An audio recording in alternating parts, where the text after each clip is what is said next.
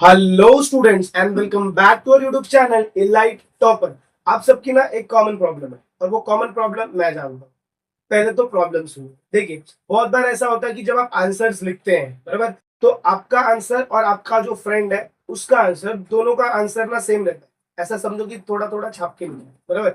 मतलब आंसर्स आपके क्या है, सेम है। फिर भी जब एग्जामिनर आपको मार्क्स देता है तो मार्क्स में डिफरेंस आता है, बराबर। मतलब आपने आंसर कंटेंट आपने सेम लिखा है, बट जो आपका फ्रेंड है उसने थोड़ा उसके अंदर कुछ एक्स्ट्रा कर दिया है, जिसकी वजह से आपको मिलते 2 मार्क्स और आपके फ्रेंड को मिलते 2.5 मार्क्स। अब आप बोलोगे सर इतना सब क्यों बता रहे हैं, half marks doesn't matter sir. Half marks matter, आगे चल के हाफ मार्क्स मैटर करेगा। जब हम टोटल कैलकुलेशन करते हैं तो वहां पर 1 मार्क्स भी आपका क्या करता है, तो मैटर करता है, बराबर। तो ये वीडियो में आपको मैं यही सारी चीजें बताऊंगा कि कैसे आप अपने आंसर्स को, साइंस के आंसर्स को ऐसा लिखिए कि साइंस में आपको 40 आउट ऑफ 40 मिले। नॉर्मली ऐसा देखा गया है कि साइंस में 40 आउट ऑफ 40 मिलना बहुत मुश्किल होता है। इसके 2-3 रीजन है। सबसे पहला तो लोगों का स्पेलिंग मिस्टेक, सेकंड उनका जो आंसर होता है, आंसर में वो सारी चीजें वो प्रेजेंट नहीं करते। उनको लगता है हमने जो थियरी लिखा है दैट थियरी इज इनफ, थक जाते उतना लिख के। बट ऐसा नहीं है, ऐसा बिल्कुल नहीं है। अगर आपको स्कोर करना है, वो तो जो जो पॉइंटर्स मैं बताऊंगा वो पॉइंटर्स आप फॉलो करिए तो आपको आराम से 40 आउट ऑफ 40 मिलेगा भाई। 40 में से 35 की, 36, 37 की भी बात नहीं कर रहा हूँ, 40 आउट ऑफ 40 की बात कर रहा हूँ, वो भी साइंस 1 में, बराबर। तो चलिए वीडियो को शुरू करते हैं और देखते हैं क्या क्या चीजें हैं। How to score full marks in science 1 answer. सबसे मेन टारगेट इसका आंसर, आंसर टारगेट करो। देखो प्रॉब्लम क्या है ना, ऑब्जेक्टिव जब हम कर रहे हैं, ऑब्जेक्टिव में सिर्फ आपको एक चीज याद रखनी है कि ऑब्जेक्टिव में आपका रॉन्ग नहीं हो और प्लस ऑब्जेक्टिव में आपका स्पेलिंग मिस्टेक नहीं होना चाहिए। याद रखो, रॉन्ग नहीं होना चाहिए ऑब्जेक्टिव एंड स्पेलिंग मिस्टेक नहीं। अगर ये तुम रॉन्ग कर रहे हो तो फिर भाई ये तुम्हारी जिम्मेदारी है, इसमें गलतियां नहीं होनी चाहिए। अब इसके बाद जब मैं देखूंगा नेक्स्ट पार्ट, तो मेरे को टारगेट करना है गिव रीजन। गिव रीजन को टारगेट करना है। गिव रीजन हमें 4 मार्क्स के लिए आते हैं, 2 गिव रीजन लिखना है। बट इसमें किसी को भी 4 आउट ऑफ 4 नहीं मिलता, बराबर। सबको 3 मार्क्स मिलते, 1.5 दोनों मिला के 3 मार्क्स मिलते हैं। आपको भी मिला रहेगा, सेमेस्टर प्रीलियम वगैरह जहां दिया रहेगा 4 आउट ऑफ 4 बहुत मुश्किल से लोगों को मिलते हैं। इसके साथ साथ 3 मार्क्स के जो क्वेश्चन आंसर है वहां पर अगर सपोज वो आंसर आपका 1-1 मार्क्स का है तो खैर आपको मिल जा रहा है। बट अगर सपोज वो ब्रीफ आंसर पूछ दिया तो ब्रीफ आंसर में आपको मार्क्स नहीं मिलते, प्लस 5 मार्क्स का क्वेश्चन आंसर। इस बार का जो बोर्ड का पेपर रहने वाला है, बोर्ड के पेपर में नॉर्मली जो 5 मार्क्स का क्वेश्चन आंसर है ये आपको थियरी टाइप रहेगा, मतलब आपको इसमें बहुत ज्यादा लिखना पड़ेगा। और 5 मार्क्स का आंसर लिखने के लिए जो स्ट्रैटेजी चाहिए ना, वो थोड़ी अलग होगी। आप नॉर्मल थियरी लिख के आएंगे तो उसमें 5 मार्क्स आपको कभी नहीं मिलेगा, कभी मतलब कभी नहीं मिलेगा। तो जो जो चीजें आज मैं बताऊंगा वो चीजें आपको आपके आंसर्स में इंटीग्रेट करनी है और अभी से इंटीग्रेट करके चेक करना है कि क्या आपका आंसर उस लायक हो रहा है। मतलब जो आप पहले आंसर लिखते हो और जो अभी आंसर लिखते हो दोनों को मैच करना है, बराबर। मैचिंग मैचिंग गेम खेलना। देखो, तो जब भी हम गिव रीजन के आंसर्स लिखते हैं तो उसके अंदर हम नॉर्मली लिखते हैं कैसे, पहले वो देख लो। फर्स्ट से हाउ यू राइट आंसर, हम ऐसे लिखते हैं। सपोज मुझे टंगस्टन मेटल दिया है तो मैं फटाफट फटाफट जितना मेरे को पॉइंटर मिल रहा है मैंने लिख दिया। प्लस और एक प्रॉब्लम क्या पता है, जब इसके अंदर हम ये पॉइंटर्स लिखते हैं तो ये हमारे पॉइंटर पॉइंट वाइज नहीं होते। इसमें कुछ चीजें हम मन से लिखते हैं, हमारा ये मन बहुत अच्छा है, हम इसमें कुछ चीजें अपने से ऐड करते हैं, बराबर। जब हम अपने से ऐड कर रहे हैं तो हमें ये नहीं पता होता कि वो आंसर में चाहिए या नहीं चाहिए। हमें समझ में आ रहा, हम लिख रहे हैं, जिसकी वजह से क्या होता है ना, हमारा आंसर पूरा बड़ा हो जाता है। आंसर बड़ा हो जाता है तो आपका लॉजिक सिंपल है, स्ट्रेट फॉरवर्ड है, जितना बड़ा आंसर उतना ज्यादा मार्क्स। बट ऐसा नहीं है, जितना कंटेंट वाला आंसर उतना ज्यादा मार्क्स। आपने 4, 5, 6, 7 पॉइंट लिख दिया, कुछ फर्क नहीं पड़ने वाला। 2 मार्क्स का ना उतना एक्सपेक्टेड ही नहीं है। 2 मार्क्स के लिए 4 पॉइंट मैक्सिमम बस, बट वो 4 पॉइंट में आपके आंसर्स के मेन पॉइंट्स होने चाहिए। समझ रहे हो क्या बोल रहा हूँ? गिव रीजन के आंसर्स क्यों वहां पर आपके मार्क्स कम हो जाते हैं, क्योंकि गिव रीजन में तुम खुद से लिख रहे हो भाई, उधर सिर्फ आपको रीजन देना है कि ये क्यों, ये की ये क्यों। आप उधर बल्ब के बारे में, फिर ये टंगस्टन के बारे में पूछा, आप टंगस्टन के बारे में सब कुछ बताओगे, ऐसा नहीं चाहिए। तो अब देखो, ये आप नॉर्मल आंसर लिखते हो, अब इस आंसर को मैं कैसे चेंज करूंगा और इसके अंदर क्या क्या चीजें ऐड करूंगा सो दैट ये आंसर में मेरे को 2 में से 2 मार्क्स पूरे मिले, इसमें नहीं मिलेंगे। ये आंसर राइट है। देखो अब इसमें कोई भी कटिंग नहीं दिख रहा है आपको, कोई स्पेलिंग मिस्टेक नहीं दिख रहा है, तो शायद यहाँ पर आपको 1.5 मिल जाए पूरा, या फिर 2 भी दे दो, बराबर। बट अगर सपोज यहाँ पर, ये तो भाई खैर टॉपर लोग ने लिखा है तो फिर उसमें मिस्टेक्स आते नहीं है। अब इसके बाद इसमें आपको क्या क्या ऐड करना है, देखो ये भी एक आंसर है। Simple microscope is used by watch repairs, बहुत सारा पॉइंटर है। प्लस इनके लास्ट में देखो एक और चीज तुम्हें दिख रहा है, कंक्लूजन। वो हर आंसर को क्या कर रहे हैं, कंक्लूड। हम आंसर को यहीं पर छोड़ देते हैं, हमारे लिए आंसर सिर्फ वहीं तक है। अब आगे देखो, what exactly we have to write to make it good.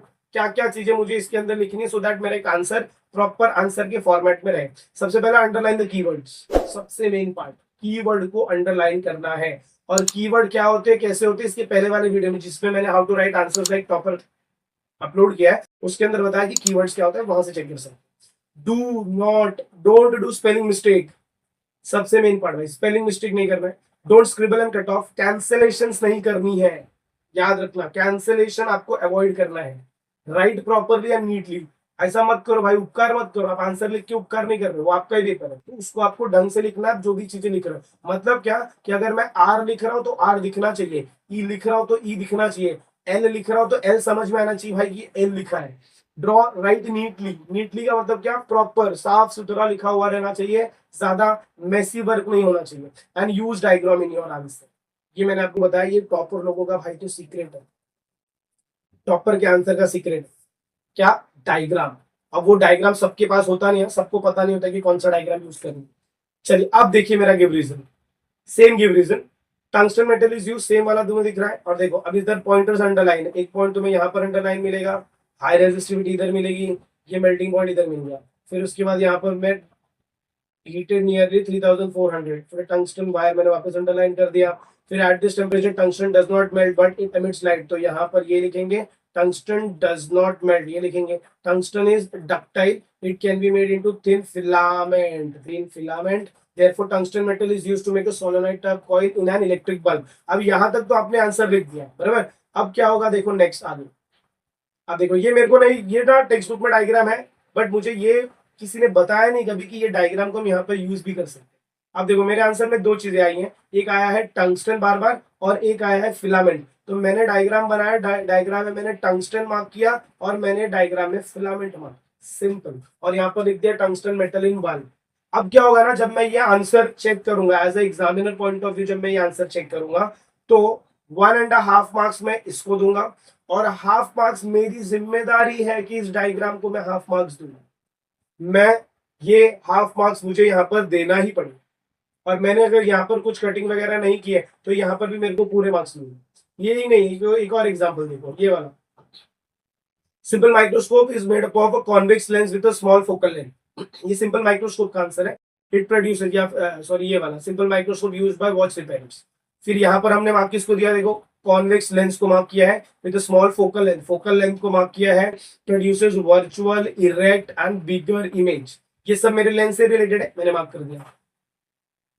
फिर लास्ट में animal small parts of watch to be magnified 20 time, magnification 20 time बढ़ गया, क्योंकि तुमने सिंपल माइक्रोस्कोप अगर पढ़ा रहेगा तो वहां पर 20 टाइम्स मैग्निफिकेशन दिया। फिर 10 मेरा देखो कंक्लूजन है आंसर में, उसके साथ साथ तुम्हें यहाँ पर एक डायग्राम भी दिखेगा। अब डायग्राम को ना ऐसे पूरा एकदम प्रॉपर बॉक्स में डाला है, बट वो थोड़ा सा स्कैनिंग करते समय प्रॉपर नहीं हुआ। ये पूरा ऐसा बॉक्स में है, यहाँ पर ये बॉक्स में है, और image form by convex lens लिखा है। यहाँ पर तुम्हारा ये सेम जैसे तुम इमेज ड्रॉ करते हो, तुम्हारा प्रिंसिपल एक्सिस है, ये यहाँ पर ऐसा दिया है पूरा। और यहाँ पर इन्होंने ये बताया कि भाई यहाँ पर जो इमेज बन रहा है ये मेरा ऑब्जेक्ट है, और ये जो बन रहा है ये मेरा इमेज है। और इमेज मेरा कैसा है, वर्चुअल एंड इरेक्ट। फिर ये मेरा कॉन्वेक्स लेंस है और ये मेरा फोकल लेंथ है। अब मैंने क्या कर दिया भाई, जितनी चीजें मेरे आंसर में दिख रही थी, अब तुम देखो कॉन्वेक्स लेंस दिख रहा है, कॉन्वेक्स लेंस आंसर में मार्क किया है। वर्चुअल एंड इरेक्ट दिख रहा है, वर्चुअल एंड इरेक्ट मार्क किया है। फोकल लेंथ दिख रहा है, फोकल लेंथ मार्क किया है। दैट इज, अब ये आंसर में अगर सपोज मेरा यहाँ पर कुछ मिस्टेक्स भी होता है ना, तो भी मेरे को यहाँ पर पूरे के पूरे मार्क्स लगेंगे। क्यों, क्योंकि मैंने सारी चीजों को इंटीग्रेट कर दिया विद डायग्राम। तो आपको भी आंसर्स ऐसे ही लिखने हैं, बराबर। देख भाई वहां पर तू 3 से 4 आंसर ऐसे बड़े वाले लिखेगा, अगर उस 3 से 4 आंसर में तो ये सारी चीजें प्रॉपरली फॉलो कर रहा है, तो वो 3 से 4 जो आंसर आप लिख रहे हो वो आपको बहुत लोगों के आगे लिखना चाहिए। और मैं आपको बोलता हूँ कि फिर आपको 40 आउट ऑफ 40 लाने में साइंस में कोई नहीं रोक सकता। प्लस ना इसके साथ एक और होता है scientific way of presentation, presenting the diagram. तो उसके लिए मैं साइंस 1 का अलग से लेकर आऊंगा, साइंस 2 का अलग से, कि आपको डायग्राम को कैसे प्रेजेंट करना है, कैसे बनाना है, सो दैट आपको वहां पर फुल मार्क्स भी मिल सके डायग्राम में। तो आई होप आपको वीडियो समझ में आई रहेगी कि कैसे आंसर्स को आप लिखोगे, कैसे आंसर्स में आपको चीजें ऐड ऑन करनी है, ये सारी चीजें नॉर्मली कोई नहीं बताता, सब आपको ये बोलेंगे भाई ये आंसर है, इतना इतना आंसर लिखना है। बट एक्चुअल में जब आप वहां पर पढ़ने बैठते हो तो आपको ये नहीं पता चलता कि ये जो क्वेश्चन है, क्वेश्चन का आस्किंग क्या है, मतलब क्वेश्चन पूछ क्या रहा है और उसमें मुझे लिखना कैसे, क्या फ्लो में लिखना है और क्या क्या चीजें ऐड करना। तो ये मैंने आपको यहाँ पर बताया। और भी आंसर्स का मैं जब भी आंसर अपने इस चैनल पर लेकर आऊंगा और आंसर 5 मार्क्स के आंसर लेकर आने वाला हूँ, तो उसके अंदर प्रॉपर प्रेजेंटेशन ऐसे ही रहने वाला है। तो अगर आपने चैनल अभी तक सब्सक्राइब नहीं किया तो सब्सक्राइब कर लीजिए। सब्सक्राइब करने के बाद ऐसी चीजें चाहिए तो कमेंट करिए, जो भी डाउट वगैरह आ रहे हैं उसके ऊपर वीडियो आ जाएगी। उसके साथ साथ एक और चीज, आप अपने फ्रेंड के साथ भी इस वीडियो को ज्यादा से ज्यादा शेयर करिए। तो चलिए मिलते हैं अगले वीडियो में कुछ आगे के टॉपिक के साथ, तब तक के लिए have a good day and take care everyone.